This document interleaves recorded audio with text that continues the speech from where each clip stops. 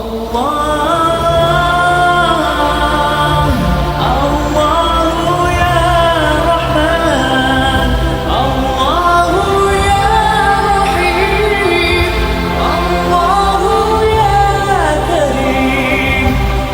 باللہ من الشیطان الرجیم بسم اللہ الرحمن الرحیم الصلاۃ والسلام علیک یا سید المرسلین۔ بنڈلز آف نالج کے محترم ناظرین کرام، السلام علیکم ورحمۃ اللہ وبرکاتہ۔ طواف کعبہ کا رکنا۔ تاریخ میں متعدد بار طواف کعبہ رکا۔ اس میں سے مشہور واقعہ 317 ہجری میں فتنہ قرامطہ کا ظہور تھا۔ یہ وہ خطرناک گروہ تھا جو حج کو جاہلیت کے زمانے کا عمل قرار دیتے تھے۔ انہوں نے تقریباً 10 سال تک مسلمانوں کو حج کا فریضہ ادا کرنے سے روکے رکھا۔ کعبے کی دیواروں پر حجاج کا قتل عام کیا اور حجرہ اسود کو چوری کر کے لے گئے، جو کہ 20 سال بعد ان سے بازیاب کرایا گیا۔ 1814 عیسوی میں طاعون کی وجہ سے حج روک دیا گیا۔ 1883 میں ہیضہ کی وبا پھوٹنے کی وجہ سے حج روک دیا گیا۔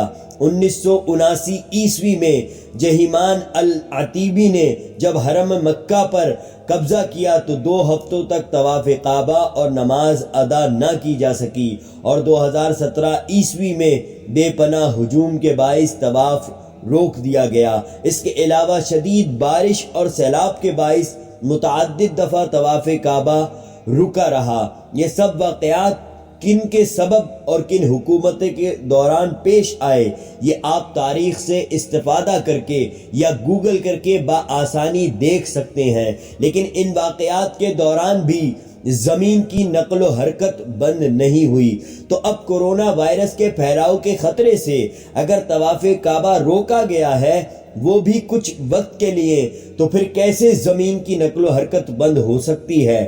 ذرا سوچئے اور آپ دیکھیں حرم شریف کی عظمت اور ایک مسلمان کی طاقت، کہ جس حرم شریف میں زلزلہ نہیں آ سکتا، جس مکے میں دجال داخل نہیں ہو سکتا، جس مکے میں قوم لوط پر عذاب کے لیے بھیجے گئے پتھر باہر فضا میں اس آدمی کے انتظار کے لیے معلق رہے جن پر گرنے کا ان کو حکم تھا۔ جب وہ آدمی حرم سے نکلتا تو جو پتھر جس پر گرنا تھا اس پر ہی گرتا۔ اس مکے میں آج امت مسلمہ ایک عام سے وائرس سے خوف زدہ ہے۔ کیوں؟ جس کعبے میں ہیبت الہی اس قدر مضبوط ہے کہ عورت و مرد اکٹھے طواف کرتے ہوئے ایک دوسرے پر نظر اٹھانے کی جسارت نہیں کر سکتے۔ خدارا اے مسلمانوں، اپنے مقام کو پہچانو۔ تمہاری ثابت قدمی دیکھ کر باقی مذاہب نے اسلام قبول کرنا تھا، اور تم اس قدر بے یقین ہو گئے کہ جس کا کعبہ ہے، جس نے تم کو عبادت کے لیے پوری دنیا کے انسانوں میں سے اپنے گھر کے طواف کے لیے منتخب کیا ہے، کیا وہ تمہاری حفاظت نہیں کر سکتا؟ خدارا اپنے آپ کو پہچانو۔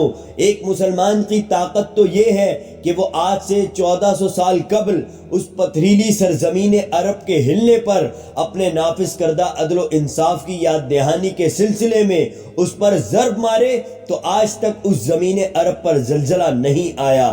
تو کیا ہم اپنے پختہ ایمان اور اعتقاد اور عمل و افکار سے اس عام کورونا وائرس کو نیست و نابود نہیں کر سکتے؟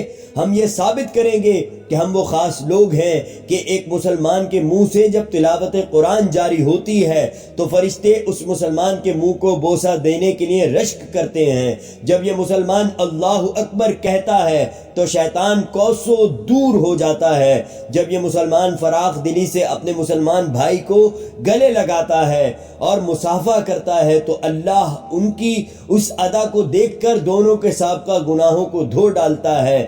یہ مسلمان جب جمعے کے وقت مسجد میں اجماع امہ کے ساتھ شمولیت کے سلسلے میں مسجد کے دروازے پر قدم رکھتا ہے تو فرشتے اس کے مسجد میں آنے والے وقت کے لحاظ سے سونے چاندی کے اوراق پر حاضری لگانے کے سلسلے میں اس آدمی کا نام تحریر کرتے ہیں۔ جب یہ مسلمان وضو کرتے ہوئے جس عضو کو دھوتا ہے تو ہر عضو سے گناہ پانی کے ساتھ بہتے چلے جاتے ہیں۔